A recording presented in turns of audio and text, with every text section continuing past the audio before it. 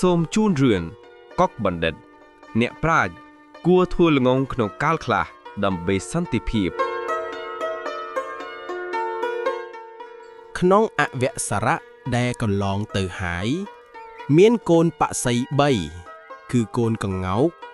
កូនសាលីកាកូនគុកនៅអាស្រ័យក្នុងសម្បុកលើមេឃព្រឹក្សាចិត្តគ្នាសម័យនោះមានថ្មព្រៃ3នាក់នៅក្នុងដែនកម្ពុជាបាននាំគ្នាចរចូលទៅក្នុងព្រៃដើម្បីចាប់មរឹក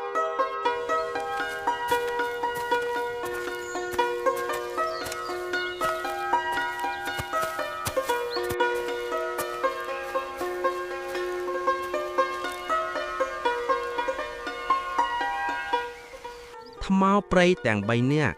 ខំស្វែងរកមរឹកអស់មួយថ្ងៃពុំបានជួបប្រទះសោះ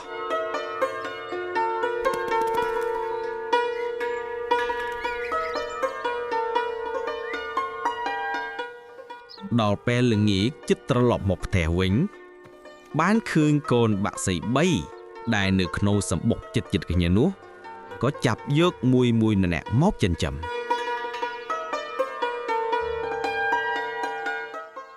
ឯថ្មព្រៃទាំង3រូបនោះ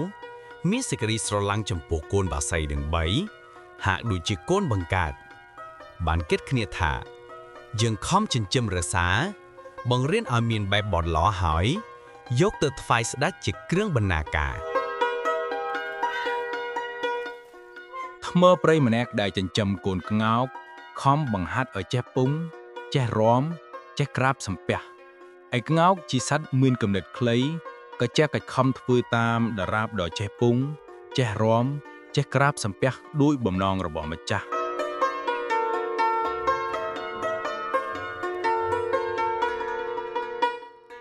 ថ្មព្រៃម្នាក់ទៀតដែលចិញ្ចឹមកូនសាលីកាក៏ខំបង្ហាត់បង្ហាញឲ្យរៀននិយាយភាសាមនុស្សសាលីកាជាសត្វមានគំនិតខ្លីខំប្រឹងនិយាយតាមដរាបដល់ចេះនិយាយជាមួយនឹងមនុស្សបាន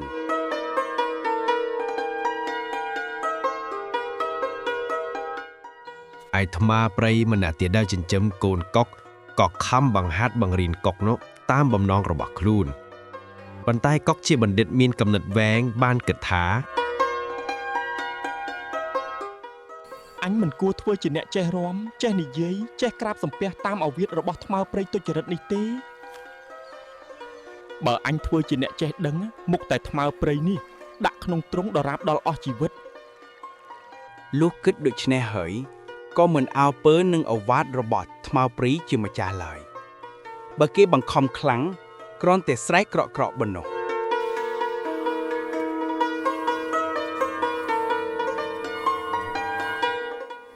ថ្ងៃមួយថ្មព្រៃទាំងនោះបានយកកូនបក្សីទាំង3ទៅថ្វាយស្ដេច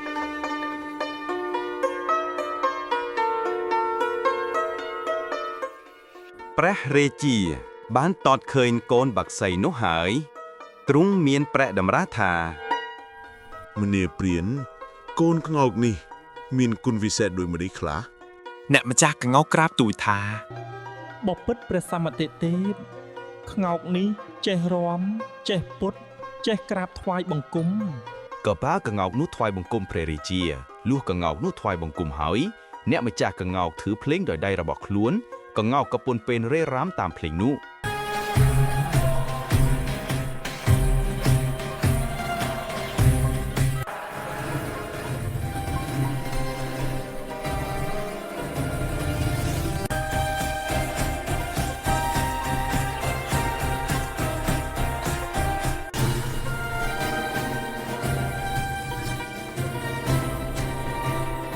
ព្រះរាជាបានតតឃើញដូចនោះទ្រង់សពព្រះហឫទ័យណាស់ក៏ត្រាក់បង្គាប់ឲ្យអាមាត្យចងទុកក្បែរទីនោះទៅទ្រង់ត្រាស់សួរទៅអ្នកចិញ្ចឹមសាលីកាទៀតអ្នកចិញ្ចឹមសាលីកាក្រាបទូលថាបពិតមហារាជកូនសាលីកានេះចេះនិយាយភាសាមនុស្សបានក៏នាំសាលីកានោះនិយាយថ្វាយព្រះរាជាព្រះសណ្ដាប់ព្រះរាជាទ្រង់ព្រះសណ្ដាប់ភាសាកូនសាលីកានោះហើយទ្រង់សពព្រះហឫទ័យ ក៏បង្គាប់អាមាត្យឲ្យចងទុកក្បែរសត្វក្ងោក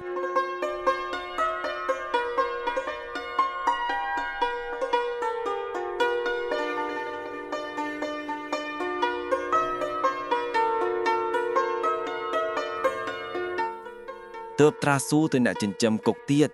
អ្នកចិញ្ចឹមគុកក្រាបទូលថា បពិតព្រះសម្មាទិទេពគុកនេះជាសត្វល្ងងបំផុតទោះបីទូលព្រះបង្គំខំបង្ហាត់បង្ហាញយ៉ាងណាក៏ពុំចេះដឹងអ្វីសោះចេះត្រឹមតែស្រ័យក្រក្រប៉ុណ្ណោះ កុកបណ្ឌិតកាលបើម្ចាស់របស់ខ្លួនទូលព្រះរាជាដូច្នោះហើយក៏ស្រែកក្រក់ៗឡើង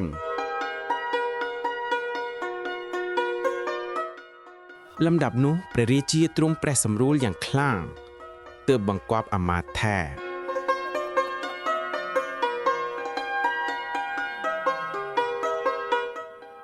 ឯងយកគុកនេះតលែងទេគុំទុកព្រោះវាល្ងងណាស់មិនចេះនិយាយស្ដីអីនឹងគេទេ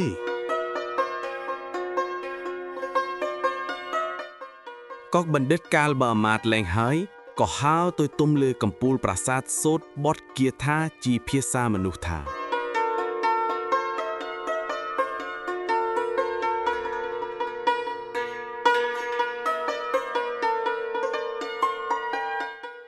ពកោបណ្ឌិតោរាជភាសកញ្ជេវមាវិជ្ជមយុរាសាលិកាជេវៈពហុញាតាពហុពេធា បបិទ្ធមហារាជខ្ញុំជាគុកបណ្ឌិតមានប្រាជ្ញាម្ចាស់ខ្ញុំព្រះអង្គឲ្យនិយាយខ្ញុំមិននិយាយឡើយ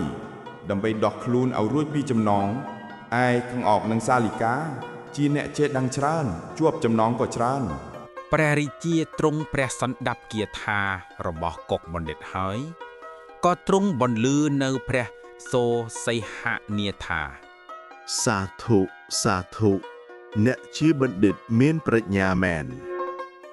កុកបណ្ឌិតក៏ហើរទៅតាមវត្ថុពងរបស់ខ្លួនដោយសួស្ដី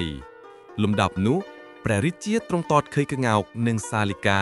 ដែលជាប់ចំណងមានមុខក្រៀមក្រំស្រងួនស្រងាត់ក៏ត្រាស់បង្គាប់អាមាត្យឲ្យដោះលែងទៅ រឿងនេះដកស្រង់ចេញពីព្រះត្រីបិដកសាច់រឿងក៏បានចប់ត្រឹមតែប៉ុណ្ណេះសូមជួយចុច Like Subscribe និងសញ្ញារូបកណ្ដឹងដើម្បីទទួលបាននូវរឿងថ្មីៗទៀតសូមអរគុណ